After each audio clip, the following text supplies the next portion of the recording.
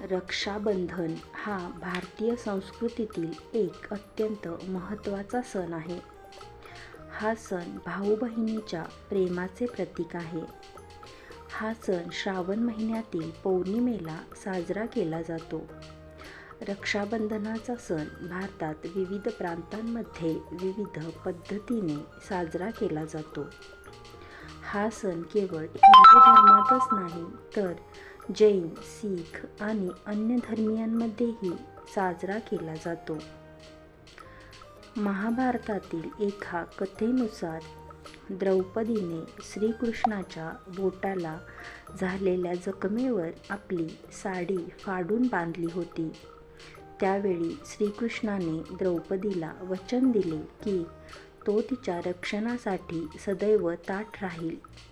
याच कारणामुळे या दिवशी बहिणी आपल्या भावाला राखी बांधून त्याच्या दीर्घायुष्याची आणि रक्षणाची कामना करतात.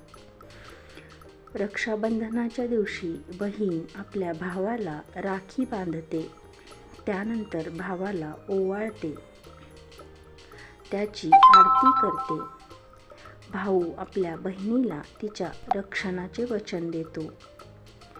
या सणादिवशी परिवारातील सर्व सदस्य एकत्र येतात. या सणाच्या माध्यमातून परिवारातील ऐक्य आणि प्रेम वाढते.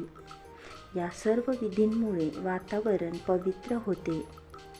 हा सण केवळ रक्ताच्या नात्यांमध्येच नाही तर सामाजिक नात्यांमध्येही आपुलकी आणि बंधुत्वाची भावना जागवतो.